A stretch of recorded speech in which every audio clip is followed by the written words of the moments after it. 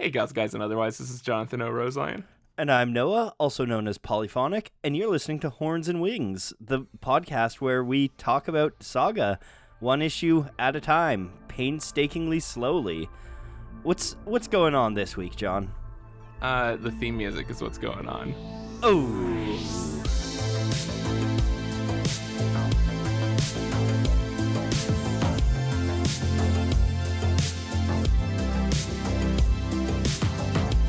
Ooh, that theme music. All right, play the theme music now.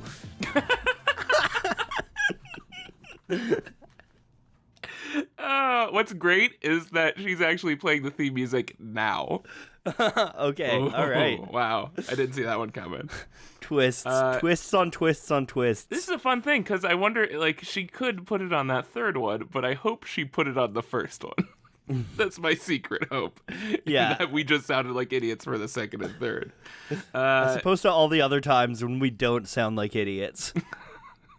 Yeah, cut out all the times we sound like idiots, Haley. Oh, by the way, before we get into this, I just thought it was cool. Something we'll talk about in the Between the Arcs. Noah, are you part of the Saga, the big Saga Facebook group? I am not. I try not to spend any time on Facebook, actually, so... That is good. Well, my weekly login to just clear out my cache of notifications is just... is that cache? Hold on. Is it cache? Noah, you are the master of pronunciations. I think it's cash. I would say cash. I've always said cash. I'll stick with that. But I noticed a bunch of notifications from the Saga group that I was tagged in, and that was because one, good old Zach McLernan. Shout out to Zach, who's done so much of my job for me, giving monthly updates on whether Saga has been announced for its comeback in the previews yet, which and it still has not. And the answer is no. The answer is no every month. The answer is always no. Yeah, Zach is by far one of the most prolific and useful members of the Saga community, and but he made a post essentially extending our question from 2 weeks ago. About people's perception of petrichor. Oh, cool. Yeah, and it got like 15 responses. Oh, that's awesome. So it turns out we should be posting our questions in there instead of on our dumb podcast. But is this in the Facebook group called Saga Comic Book? The page? Yes. Yeah, I'm looking through this now, and I'm loving that, like, it's just constantly posting Horns and Wings and people replying, when's the next Saga coming out? Yeah. That's great, though. That's really awesome. Yeah, no, I'm excited to dive into those, so I'm gonna bookmark that, and or I should probably screen cap it so that it survives. But yeah, shout out to Zach. Zach is super cool. Thanks, Zach. And a regular listener. And yeah, keeps us in the loop, and I appreciate that a lot. But yeah, there are some really interesting responses to that, and so we will get into those, like we said, in the Between the Arcs. But until then, Noah, break down this beautiful cover for me. Oh, this cover is delightful. So we see our old friends Upshur and Doff, and they seem to be swimming underwater. It's looking at them from below, and you can see the light coming through the surface, and there's just these like giant arches of seaweed that they're swimming through. It's really I'm super fond of this one. It's really stunning. Yeah, that underwater look is so cool. Also, I'm realizing, like, I love how the characters are kind of separated from it, because it doesn't especially make sense in terms of their lighting. Like, us being able to see them because there's such a strong backlight here. But it is just those, like, god rays coming through the surface of the water is so cool. It's one of the, like, least least abstract Saga covers. Like, there's no blank slate of color here. Like, this looks like an actual scene. Which, Yeah. spoiler alert, nothing that looks like this happens in this issue, but it looks stunning. Well, this is again one of those amazing instances of Fiona like using a real environment within the book. Like, remember how we eventually got that the Marco covered in blood, and then we realized in his flashback that the sky was the same color pink, and that was actually the background there. So like, I love that she uses in-world stuff to have an excuse to use these colors. But I've been in on a big green kick lately, so this is really doing it for me. I've been slowly seduced by the in my color grading adventures of shooting footage. I'm loving green lately, so this is doing it for me. What's really interesting too is later in this issue, we'll actually get something that explains a previous cover, which is pretty cool. Yes, we will. And I was excited to finally get to this issue because someone pointed this out in the comments of the issue we were talking about it, but I didn't want to bring it up before. Yeah, to we're not not allowed to spoil later stuff. Yeah.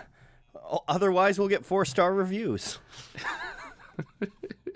And for no other reason. Can we start getting 4-star reviews for the amount of times we bring up one 4-star review we got? Which, by the way, I haven't checked it in a very long time, so I'm sure it's just decked out with 4-star reviews at this point. Honestly, I feel bad being so petty about this, but you know.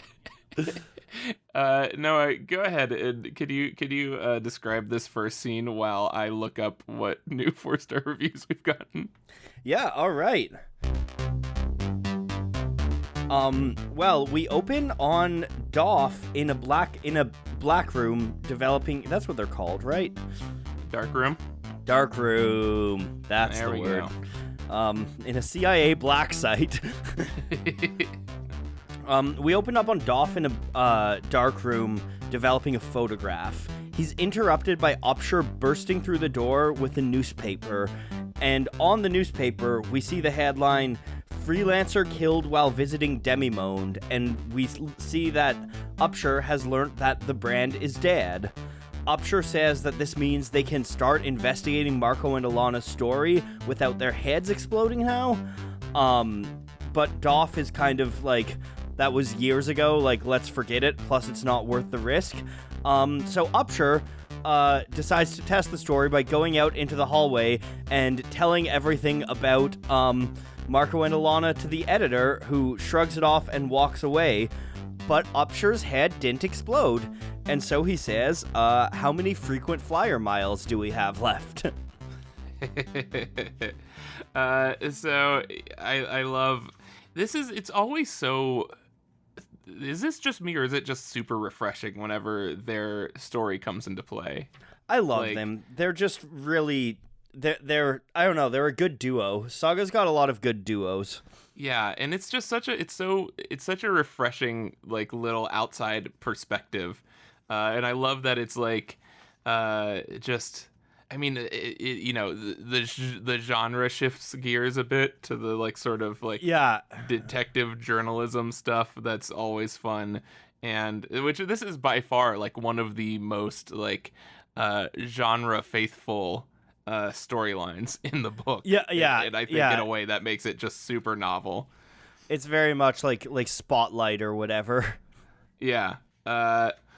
And yeah, no, it's also, I appreciate that we got, it seems as though we can pretty much confirm now, we have abandoned our consistency in openings here. Possibly, I think. Watch it be like, oh, everyone is eating a candy bar. But no, but I do love that this is opening us up to just sort of different structures for opening splashes, because we get the 4-panel grid at the opening, and then we get what is essentially the opening, classic opening splash of Upshur saying the brand is dead. I also like that the newspaper is called The Suns. That's a fun little I was trying to piece this together because Upshur says that it's a local paper for the brand. So that's assuming that this is where the brand resides or comes from. And it's the suns. So I was trying to figure out if we know this planet or if this is somewhere. But the only one that I can think of with multiple suns is the ice planet, which doesn't make much sense for this. Yeah, but I'm sure there's many planets with multiple suns in the Saga verse. Mm-hmm.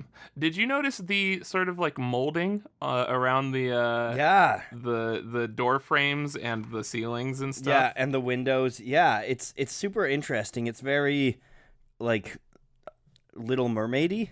Yeah, so it looks like it's like seashells, and it looks like a combination of like electric wiring. It looks like there are wires coming out of it and piping and like just little seashell accents and stuff like that. Yeah. And again, it's just this fun little like barely perceivable world building going on.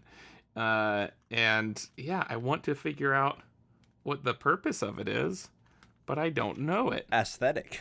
I wonder if it's like, because you see a lot of pipes and stuff in like submarines. I wonder if that has something to do with like water pressure or something. Oh, maybe. I'll accept that. It's canon now. Yeah, I'll accept that Jonathan theory. That's much better than their psychic. Dude, that's still one of the best. All right, dude. Is there anything left to be said? We're back on our adventure. Yeah, I think this is pretty straightforward. We've got our friends. Our friends are back. Upshur and Doff are back, and our friends are back. They're players in the game once again. Yes. All right, and we cut to the equivalent of an airport, but for underwater people. It's these sort of, what is that? Hectagon? What's the 6 sides? Hectagonal, yeah. So we have like it's like little tiles. It's these balls that are made of these, I'm guessing, hectagons. I don't remember. Yeah, they're like domes. Geodesic domes, that's what they're called. Yeah, there we go. It's like the Epcot ball. Yeah, the science world for those of you who live in Vancouver like me. But we go inside the airport, and we have a conversation, bizarrely out in the open, which kind of concerned me. But it's a conversation between Upshur and Doff, which it's Upshur pretty much piecing together what he's figured out since they were supposed to stop following this story, but he's continued following this story.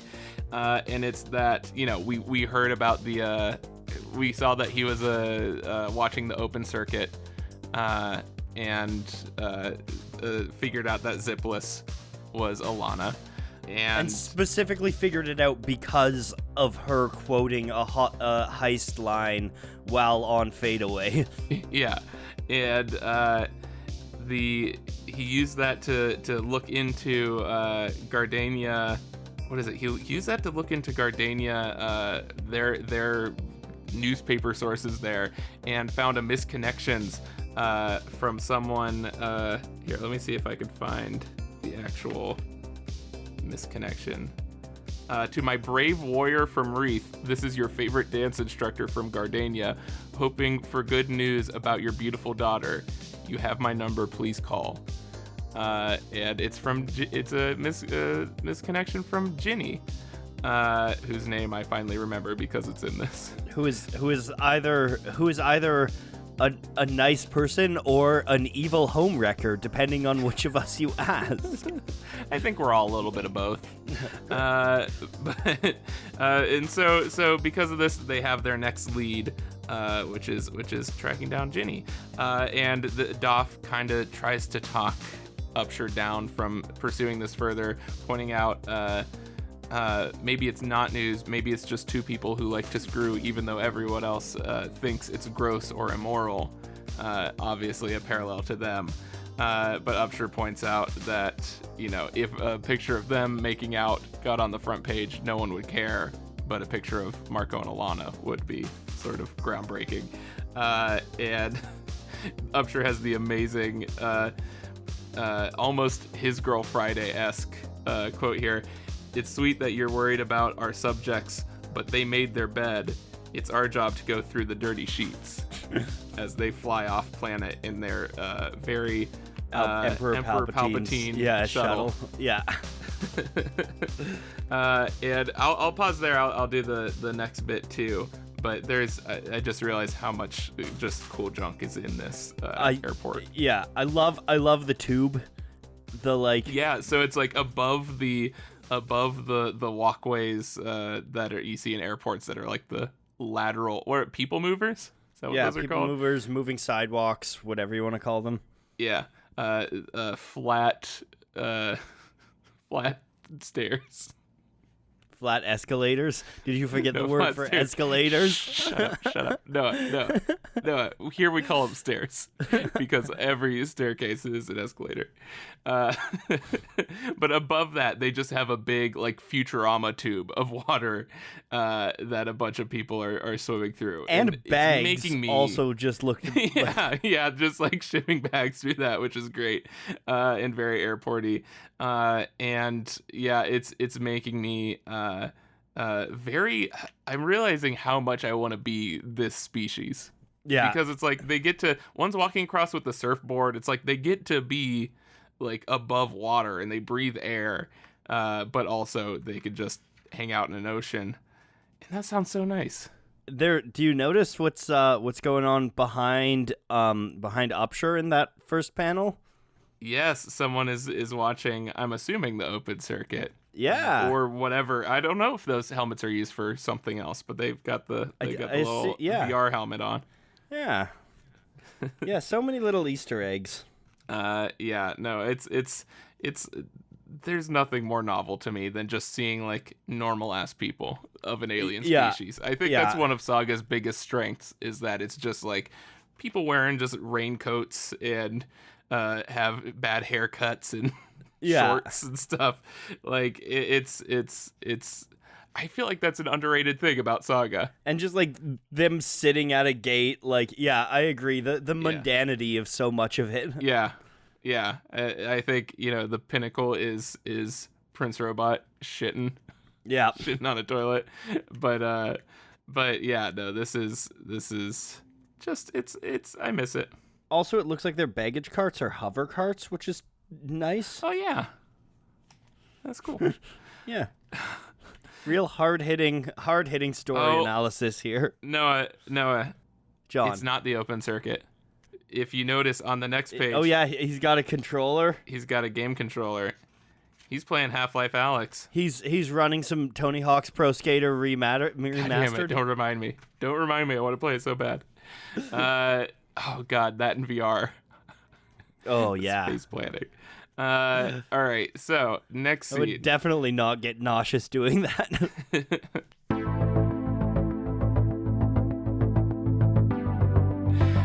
Next scene, we see the familiar Ginny's house with the sort of tree branch columns on the porch.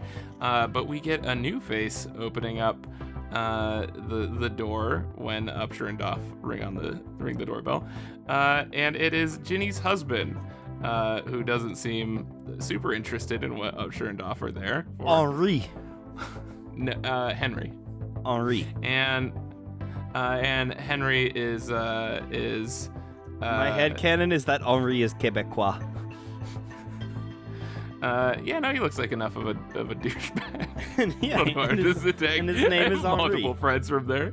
But Ginny quickly comes to the door, saying, "Oh, you must be here about the trampoline," and pushes them to the back as a cover. But she knows that they're from the hebdomadal, and she says, "Any news about Marco?" And I now realize that Upshur and Doff didn't even know their names, but they're finding out that it's that Marco is Marco's name. She says you might know him as Bar, which I also forgot about. I forgot so much about this. So much happens in this book.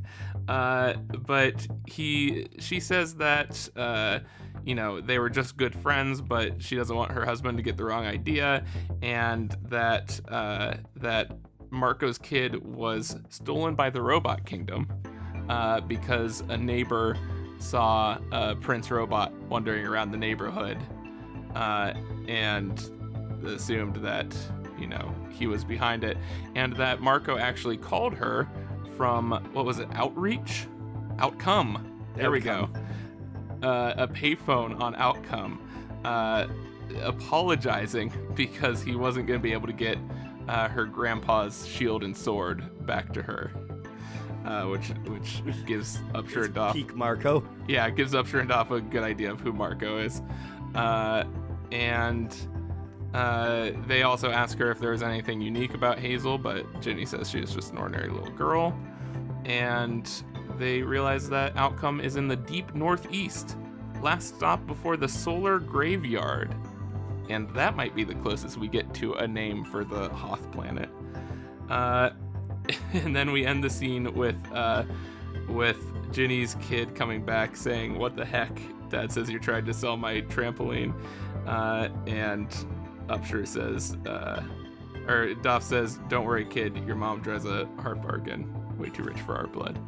And so the plot thickens. This is so interesting because it's like, it's information we know, but we're learning new information because we're learning what these characters don't know. Yeah. We're learning more about the characters rather than the actual plot and their standing and understanding of the situation, which is deceptively fun. I wouldn't think this works on paper. I think it's a really cool way of bringing you up to speed with Upshur and Doff and setting up kind of the stakes of their pursuit there. Because I think, honestly, like, I would have told you that they knew the names of Alana and Marco, right? Yeah. And also there's a tension too. Like, I mean, this was, I want to say, not that it's aged well, but and I don't think you ever watched it, but House of Cards, there's, the whole thing is the main guy is doing all these terrible things and covering it up. And that sounds... I'm sorry for spoiling the series for you. No, I was just saying that's that's what they call art imitating life. Yeah. Yeah. No, but and then like always the most stressful parts of that show was like, or tension building parts of that show was people finding out about this stuff. It's like we're not learning anything new as the audience, but it's interesting that is such a source of entertainment, just finding out that someone else found out about this thing that we already know about. Yeah. So that is something that, like, I feel like you wouldn't think it works, but it works really well, and it's really intriguing. And also it's that whole theory of like people enjoy things more when they know, like, spoilers for some dramatic people. Irony, like where it's just like for whatever reason people want to know more than the characters know. Yeah, dramatic irony. And also it's like I know more than this thing, Yeah. There's not a term for it, but you know what? Dramatic irony, is that it? Yeah. Okay, Haley cut out where he said dramatic irony. I think it's really great. This is a super dialogue heavy episode or issue, but it's like fun, snappy, like journalists on the trail. It's really cool, kind of like seeing how Upshur works and realizing that he is kind of this, like you said, this genre journalist, very much like the typical kind of like archetypal investigative journalist. And I don't know, it's very neat kind of the way they've constructed him picking up these clues along the way. Yeah. And also, I mean, that's why the dialogue works so well, is because the dialogue is like the action for this genre. Like that is in like same with, comedy or something, like it's the thing that I'm here for. So I like it. Yeah. It didn't even occur to me how much more, well, you know what? I will say, I forgot to point this out, that there is a slight, am I the only one that had an issue with, reading their conversation in the airport, specifically on the I think the third page. Yeah, the third page of that. It seems towards like they the were top. talking. Yeah. I think it is specifically these balloons, because it's like whenever we get, it's the balloons not being connected. I think like the balloons having that black outline between lines. Like I just could not instinctively read like what was going on, which is something that is so hard to plan for because you have established how the balloons work, and like it's just something that you don't realize is tricky until it's done. I think it's also something that like it's a testament that I think this is the first time we've brought this up for Saga. Yeah. Because like so many other great comics that I love, like following balloons and fucking Sandman is something else at times. Oh yeah, like yeah, go read fucking Swamp Thing or something and figure out how the hell to actually read Swamp Thing.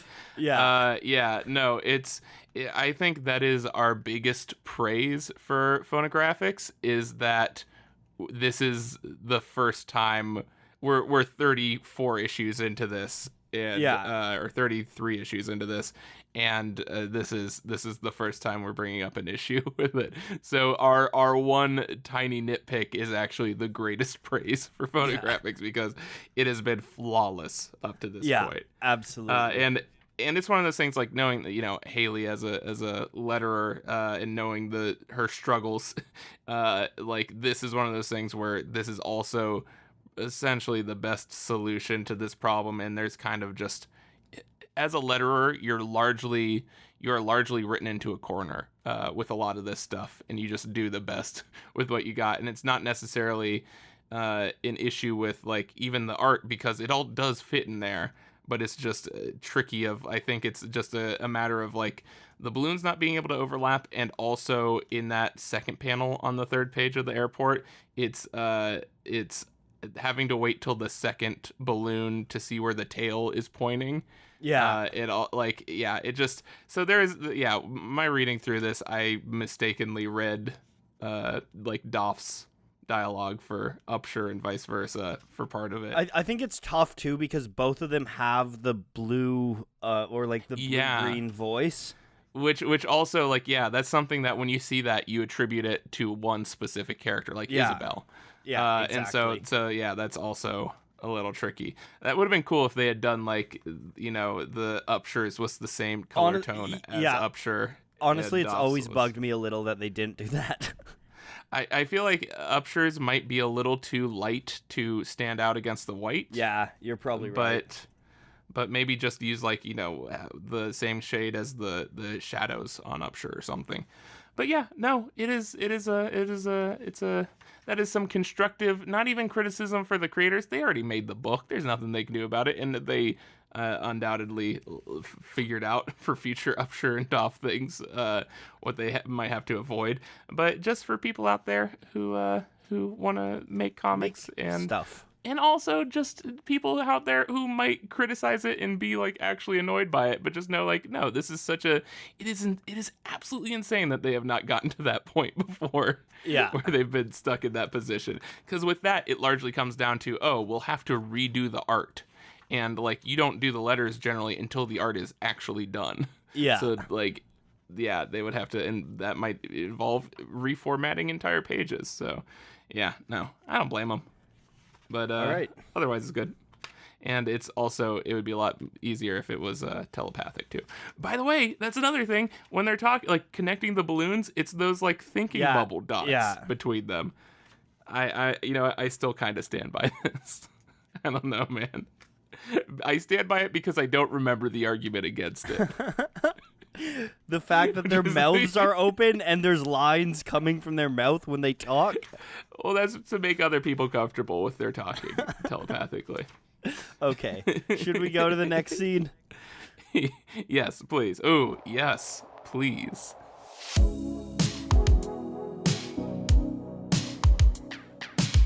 So we get an establishing shot of the Family Fun Hotel, which looks like a sleazy motel, and we jump inside, and Upshur and Doff are having some family fun. Upshur has jumped inside too. Yeah. They are. We get some classic HBO style sex position. We're gonna call this investi-boning. I think that's gonna be our that's gonna be our sex term for this. I had one too. Can I pitch it? Yeah. So because they're talking throughout this scene over top of the sex, and so it reminded me of like a walk and talk in West Wing. Oh, a cock and talk. Oh damn it! I was gonna say fuck and talk. Yeah, like, no, a cock and talk a is lot better. more. Okay, I think that's the perfect collaboration here. It's cock and talk. Though also I will note that we specifically don't see their genitals, so we don't actually know if this species has cocks. Oh, do you think it's like a Gill? I don't know how fish work, and I don't want to know. Yeah, do fish have penises? I guess it would be more amphibious, like do frogs have frogs penises? You know what? Hold on. I'm googling What am I talking about? I've seen Shape of Water. I know how this works. They got dicks. Don't worry. I googled frog penises, and the first Go headline on. was giant penis frog whose picture swept social media actually has a partially formed extra leg. So, that's where we're at with this. I get that a lot too. Do you have a partially formed extra leg? What's funny is that Haley, I hope you stopped the music for this. I hope whatever music you set the scene with isn't playing under this conversation. Oh, there's only one song you can play when you're talking about frog penises. You know it, and right? I think we all know what that is, so we can move on. Yeah, you sure you don't want to get copyrighted? Let's get a copyright strike. I here's the thing is that I don't know what song you're talking about, and I want to live in this ignorance forever. It's whatever frog dick song you're talking about. Crazy Frog. Okay. Sure, Bomb yes. Beta. Okay, that was the worst. The little penis. That was the worst case scenario. That was the worst outcome. Yeah, no, Crazy Frog is always the worst outcome. Speaking of outcome, anyways, let's get back to this. Yeah. Anyways, they're having sex with their little crazy frog penises, which is now my headcanon. As they're just I'm picturing it looks like Crazy Frog, and I hate it. As they're talking, they discuss the information that they got from Ginny. This time, Doff is the one encouraging them to chase after the story, not for the sake of journalism, but because there's a child that might need their help. Upshur is disgusted by this sentiment and says, ooh, that is the most breeder-sounding thing you've ever said. Your biological whatever isn't ticking, is it? Which is great. And Upshur says that he's said this before. He's not about to be one of those people being people with kids. But Doff says that he's not doing this because he wants kids, but because Hazel deserves to be better than a cheap headline, and that if someone is going to tell her story, it should be Upshur. Then they get back to the action with the Newt's Eye camera watching them. Yes. Oh, let's talk about that Newt's Eye camera. Oh, by the way, I didn't follow up on this. We have no new 4-star reviews, but if people want to leave 5-star reviews, that helps us out, and we appreciate it. Honestly, a 4-star reviews are great too. If you want to leave those, we prefer 5. I mean, we're sitting at a 4.9 right now, and we can bump that up to a 5. Come on, can we get up to a 6.9? What are the odds Here's of that? Here I think this is a good compromise. Leave 5-star reviews, but exclusively say the things that you don't like about the show. Go ahead and vent and feel better about it, and we'll still see it. You're still getting your message across. Everyone else will see it, but just leave 5 stars. Actually, yeah, if you give us constructive criticism, we won't implement it unless it's on a 5-star review. I think we've made that joke before. Like, we will only listen to criticism from 5-star reviews. Oh, corruption in games journalism. The Newt's Eye lens. We yes. mentioned earlier, actually, we forgot to talk about it, but earlier Doff mentioned that his Newt's Eye lens can pick up heat signatures, so they can go to the frozen place and find heat. Eloquently that said. sentence got away from me. Do you because this is the first thing first thing, this is the thing that finally dawned on me after reading this a million times. Is there any significance to you, Newt Eye whatsoever? Newt Eye. It's total fluke that I happen to remember this. No, it doesn't mean much to me. I feel like it is a thing because everything in Saga is a thing, but it doesn't mean much to me. Oh, also, did we mention, speaking of things being a thing, did we mention that Ginny lives in the Uncanny Valley? Oh no, but I think Uncanny Valley might have come up before, but I don't know. Like earlier, yeah. Yeah, I don't know if we knew that was where Gardenia was. But with the Newt's Eye, thing that I finally, fifth time reading through this, thing that I finally made the connection to is beginning of Macbeth, the three witches, boil. Eye of Newt. Eye of Newt is one of them, which I was trying to make any sort of, I was like, wait, hold on, Upshur, Doff, are any of these like Shakespearean characters or something? Which, would probably set up for some horrific tragedy. But I looked that up and found out that Eye of Newt is actually just what they called mustard seeds. Huh. Back in the day. Huh. That was another name for it. Also, this is Saga. There's not going to be any tragedy. Why would you ever think that? There's no tragedy coming. I was really committed to finding like any information on like specifically Newt's eyes, like the accuracy of this or anything else that like a fun little fact that might have inspired this, but I would literally have to read like actual studies. Like there is no easy Google answer. But I will say that Newt's well, you know what? I looked up Newt vision to see if their vision was interesting, and I just got a bunch of shit for Newt Gingrich's vision for America, and it just upset me, so I gave up. That's fair. I will say that of all the things that can regenerate on a newt, like their tail and stuff, their eyes can also regenerate, which is fucking rad. Okay.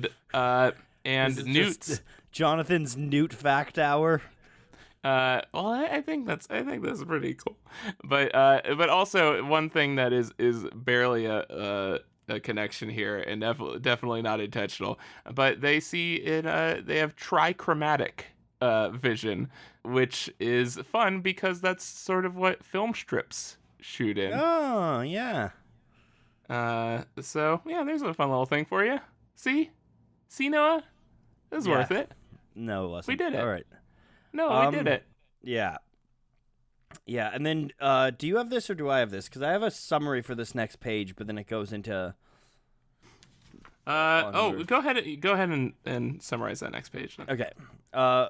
We cut out to space where their decidedly rectangular space van is outside of the ice cube planet. Doff is looking through his camera and picks up a heat signature. Upshur says it's just going to turn out to be another fucking meteorite. But then Doff says, maybe, but this one's got footprints leading away from it. And Upshur says, never doubted my shutterbug for a second. And they whip around to go to the planet. Yes, and we get like that actually looks like a Newt's eye too. The camera goes all yeah. It's interesting how like everything about this, and I feel like this is very kind of intentional as well. All of the set pieces in this episode are like just super like banal and bland. Like the spaceship they're in is just like this gray block of a van. The motel is super plain. Ginny's house is just like a suburb. Like it's so the airport's just an airport. Yeah, it's like the most like normal episode in terms of settings until we get down onto the planet. This is, which, you know, gives a familiarity with it, which again I think sort of heightens our feeling of like it's cool to see, to bring up another Shakespeare thing. It's almost that what was the Hamlet thing? Rosencrantz and Guildenstern, was that it? Where Yeah, it's just yeah. like the seeing Hamlet, the events of Hamlet through their perspective, and how novel that is. I like that we're getting sort of alternate versions of what we know and what we've seen from their perspective is very fun. Yeah. Yeah, no, it's also I just realized newts are amphibious, and so are they. That's a major thing. They're salamanders. Probably should have picked that one up a lot Yeah, faster. that's yeah. That's the most obvious one. We're good at our jobs. So yeah, should we get into our final scene here? Yeah, let's do it. All right, let's see how well I can improvise this. Nothing exciting ever happens in final scenes, so. No, especially when there's been a pretty tame build-up. I bet this one's just tame all the way through. So we open on, they've touched down on the icy planet, and they trek away from their van towards the now sort of dilapidated dragon skull ship. And R.I.P. R.I.P. That was iconic. That was cool as hell. Upshur questions whether or not Marco survived the landing. Doff says if he did, I don't know how far he made it. Pointing out some flowers on the ground, which we will talk about in our summary, saying that these are violets, not violets, but violets. Supposedly sprout in the trail of bloodshed. And they dig some more and realize that while there are some tracks here, there are some other deeper and fresher tracks. Wondering if someone else found this ship. And Doff says, I'm not even sure they were all people. A few of these almost look like paw prints, as Upshur notices our page turn, our splash, where we get the Will and Sweet Boy. The Will is holding, what was it, like the dragon eardrum? Eardrum, yeah, I think it's the cochlea. That was given by Stalk's brother to Gwendolyn, right? And then given to him. And the Will is a good, 100 pounds larger now. Yep. And he's firing his lance right at us. It stabs Doff right through the shoulder. Sweet Boy just takes off and tackles, very Lion Cat style, tackles Upshur. Will says, we ain't killing him yet. And Will says, even though he had a piece of the ship and a bloodhound to follow the scent, Upshur and Doff nearly beat them to the ship, to the punch. But he says, still nearly got beat here by the infamous Doff and Upshur. And Upshur has the fantastic line, it's Upshur and Doff, motherfucker. Ryder gets first byline, which is how I will now remember which one is which. Upshur is kind of a dick. So Will said that you two wouldn't be smart enough to take advantage of the second chance she was nice enough to offer. And he kind of trails off, saying he doesn't care about what they're doing, and then he speaks to someone else who we can't see, saying, will you zip it? I told you I can handle myself just fine. Upshur says, oh shit, this guy's mentally ill. More like mentally will. Shut the fuck up. The Will says, I was just waiting to drop that one. I really hope that's not the fucking episode title. I am crossing my fingers on that one. Oh god. Will says, I ain't sick, just tired. Tell me where to find Prince Robot the Fourth. They don't know who he's talking about. And the Will in response is about to murder Doff, saying, I don't need a cat to know that's a lie. Upshur pleads with him, and the Will says, quit your crying, the boy can live another day. And then our final splash as he pulls the lance out of Doff's shoulder. But you fuckers work for me now. Oh, And buddy. we fucking got art. What the a will payoff. is back. Yes. Okay, so this I'm excited about because it's like the first representation I can actually judge from experience, having dealt with weight fluctuation, and I've been 170 pounds, and I've been 300 pounds in my adult life, and it's always something that I've ping-ponged between, and it is something that it is one of my biggest pet peeves. Just like, I mean, even to this day with like Avengers Endgame, there are fat jokes and stuff. Yeah. With Thor, and I cannot tell you how excited I was to see that there was not even a reference, except for saying some of the tracks are deeper, which is just an observation based on like facts. But I was just waiting for one of them to say like, "You fat fuck" or something, and it never came, and I'm sure it will later in the series. But I just want to say I'm gonna take this little victory here. I also think it's really cool and important, specifically showing how, because obviously just generally people's weight fluctuates, but specifically trauma can cause a lot of fluctuation in people's like body size, and the will has gone through some real fucking trauma, and it's very cool to see him come back, and it's cool to see that like, yeah, he's not like Fat Thor. Like, he's not a punchline. Like, he comes back and he is still just utterly terrifying. Yeah, no, he's fucking badass. I mean, this is probably the most like badass a fat character has been portrayed that I've seen. Like, without some kind of like played for jokes or in spite of that type of thing. Yeah. And which, I like.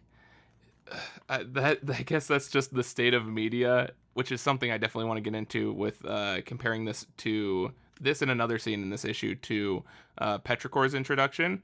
But I get the feeling that a lot of trans people felt the same way with Petrichor's introduction, where when I saw the will is fat, I was excited for a split second and then immediately just filled with dread. Because I was like, this is going to be a fucking punchline. This is going to be there's going to be some fat shaming shit going on here. Like, but I just, whether or not that happens, I'm so happy that we just it is so rare to have that reveal, and not one character acknowledges it. And why would they? They've never met the will before. And but not one character acknowledges it in the entire scene, which is just nice. But yeah, it just and to compare that to also like, ironically, I think the sex scene with them earlier, the cock and talk, is like, it's so weird to see Petrichor's introduction, and Petrichor's like entire thing is this is what trans people are. And introduction, like trans 101 class, and then to have it done so well and so human, I think, with this sex scene, and like not just for shock value, but it just feels like another Saga scene. It feels like every other sex scene in Saga. Yeah, which is great. I think what I really like about Upshur and Doff is that it does not ignore the oppression that like gay people face, but it also, that isn't all they are. That's just kind of like a side thing that does play into their character, and especially in this issue, like when Doff is comparing that to Alana and Marco, which I think is actually like a salient comparison. But it's not their entire personality, and it's not everything about them, but it's also not completely ignored. And I think that that's a really good example of representation done right. And the fact that they're also just like two unique, compelling characters who have their own flaws, have their own drives, all of that stuff as well, is fantastic. Yeah, I'm literally like, I'm endeared more to them after this scene. And Yeah. it's, because of the situation, not in spite of it or anything. Like, it's just it's really well done. So I'm gonna say, like, this is there's one of two ways to look at this. This is a step in the right direction in terms of representation, or it's what was his excuse 2 issues ago Yeah. is the more cynical way you can look at it. But I'm gonna enjoy the little victories here. I think the other thing to keep in mind is also just like, and we mentioned this before, and again, this doesn't like excuse anything, but it can explain just like where society was, where the dialogue was on these issues when they were originally written is very like we've come a long way in the dialogue in the last like 4 or 5 years around trans experiences. Yeah. And that's why I'm worried about, a fat character is that Endgame was last year. So I don't have high hopes about that. And especially with, BKV dropping like hard R words and stuff in early issues, the first issue. I'm not gonna hold my breath. But also it's cool. It's just fucking cool to see a badass fat character, and and I can't tell you how excited I was when I realized, because I always, literally, when I read this, I'd always wanted to cosplay as the Will, because it's like I shave my head and we have like somewhat similar faces, except his is infinitely hotter than mine. But like, of all the characters I could cosplay in this book, he was the one, like, by a mile. But it was just like, there's this, especially when you're dealing with weight, there is this like just shame of like oh, but I'm too fat for that. Like there's there is a dread, what, like, come Halloween every year, where it's just like, oh, I'm gonna be fat version of that person or something. And no matter how much you come to terms with it, or you're confident in it, like, it's just one of those things that just sticks in the back of your mind. And I can't tell, it's something I've never experienced before, where it's just like, oh, I can cosplay the Will now, like, at any weight. And that is just such a cool fucking thing, and I appreciate it a lot. Yeah, I think I really love the Will putting on weight. It's also just adds a level of realism where, especially in comics, like, characters don't visually change that often, which we've already seen. Like, we've already seen different haircuts, like Marco with the beard and shaving the beard and various things. God, but can you imagine if fucking Spider-Man got fat? Yeah. The backlash of that. Like, yeah, no, that's a good point. Yeah, like you just generally, comic characters are just kind of static, because very much the point is that you want to be able to pick up any issue and read and know them. But Saga's like, nah, fuck that. Like, people change. Yeah, no, that's great. Also, what was I gonna say? No, it was my really good observation here. Oh, no, I was going to say, as an example of, have you watched all of the Sherlock Benedict Cumberbatch series? Yeah. Do you know the Christmas special and the way they did Mycroft in that? Oh, yeah. That, I think, if someone wants to know an example of just the fucking worst version of fat shaming, where it's just like, I just sit in my chair and eat, and just not even use silverware, but just take handfuls of food and shove it into my mouth and talk about how I'm gonna die in 3 years from eating too much. I recently finished a reread of Dune, and great books, but I really hope they ease off a little on Baron Harkonnen in the movies with the fat shaming there too. Yeah. I mean, yeah, it's one of the few things that, like, people can really, I mean, look at Twitter anytime Lizzo is in the news, and it's fucking rampant and disgustingly, like, okay with people. But yeah, so let's hold on to this a bit. Let's not read anymore. Let's stop the Yeah. series here, or just skip the will parts. No one cares about the will parts. I mean, we don't know if it's we don't know that it's gonna go bad. I think it's only good things ahead for the will. He's been through some rough stuff. What more could happen? Well, by the way, it was what the end of last arc was when the violence, the flower issue. Yes, yeah, we needed issue 30. Yeah, and we were trying to figure out what that was, and that is insane to me. Like, Yeah, that's actually insane to me that they set that up with a cover, and I wonder if that's like, if it was like, you know, Fiona had the idea for just that imagery, and Yeah, BKV wrote it in because it's not especially necessary to the scene. Like, this could very easily be added into a scene that was, you know, plotted out before that cover came into existence. But like, yeah, no, that's such a fucking crazy and cool payoff for a book, to be like, this thing that was just an abstract thing on the cover 4 or 5 issues ago is now explained and has a whole backstory and makes a lot of sense. Yeah, it's canon now. That's so cool. But yeah, violence, blood, they're flowers that grow from blood-soaked ground is one of the coolest fucking things. Also, I'm totally here for the Will and Sweet Boy. Yeah, it was fun to see Sweet Boy. I love Sweet Boy's jowls flapping as he's taken on the lion cat role of tackling the second person. Oh, Sweet Boy. Sweet Boy, I missed him.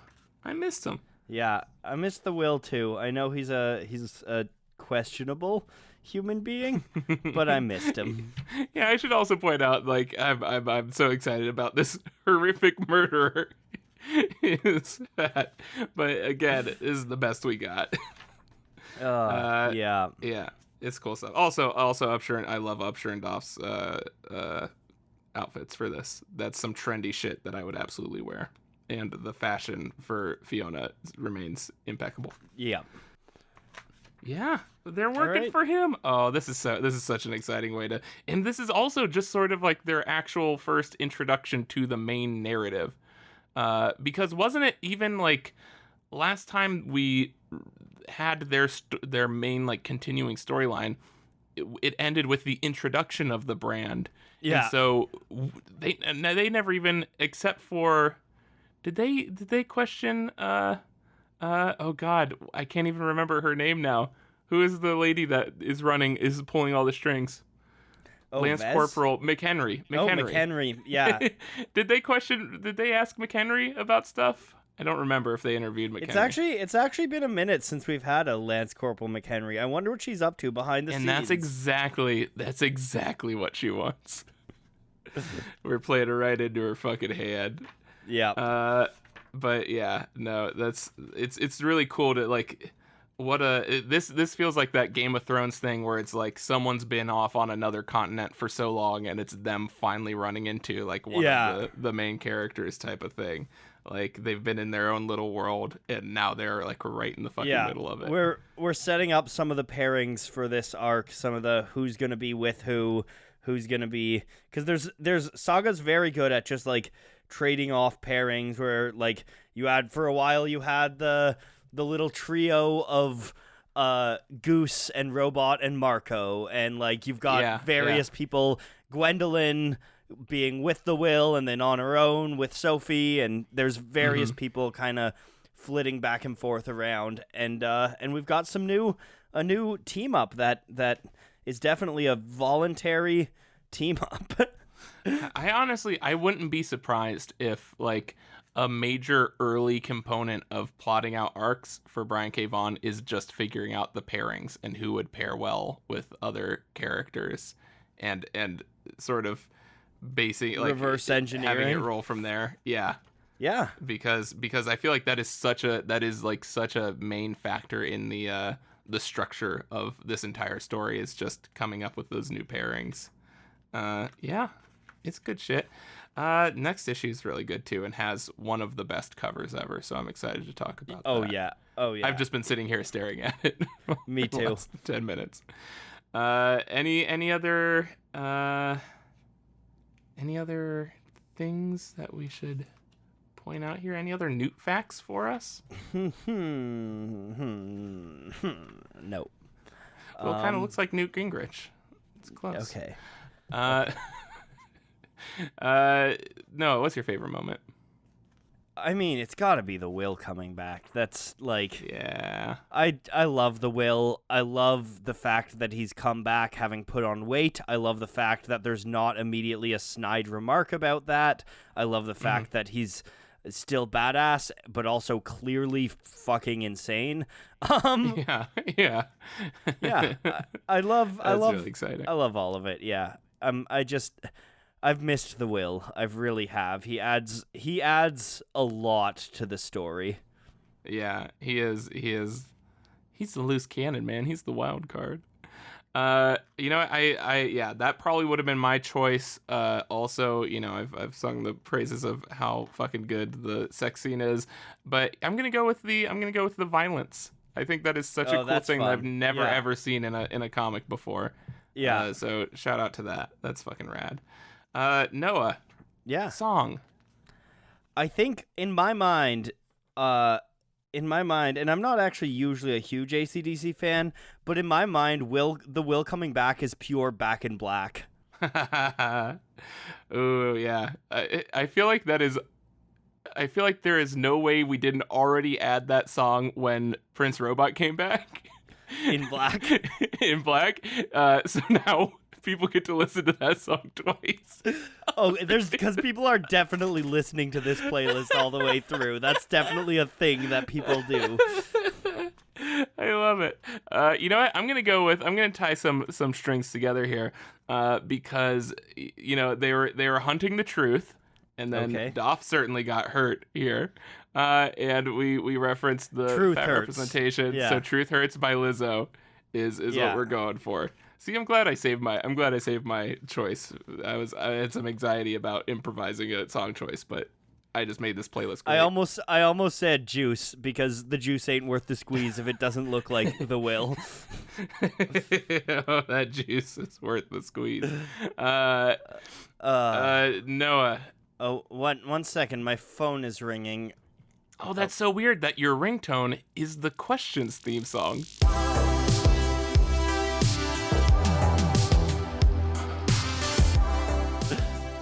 Okay. Yeah, question. I've got a question of the week. Yeah.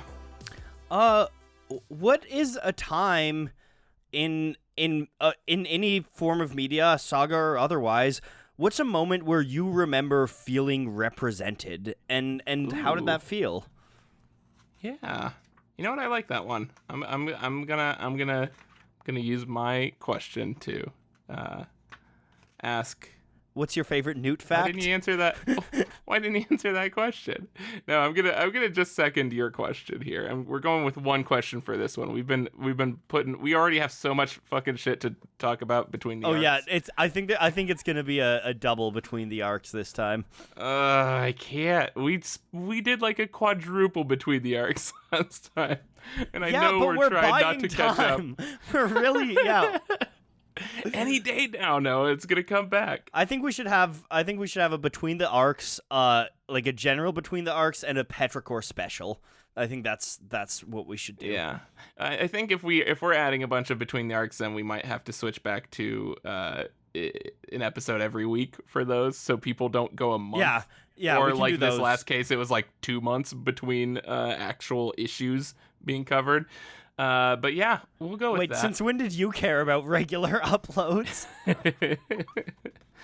The people need it. All right. I'm re-energized by how many people answered the question on the Saga community post. All right. And yeah, this is good shit. I'm pumped. My faith is renewed. I will certainly not fall from grace, Icarus like in the future. In terms of my being happy with the representation, and this is all good. This is all good, Noah.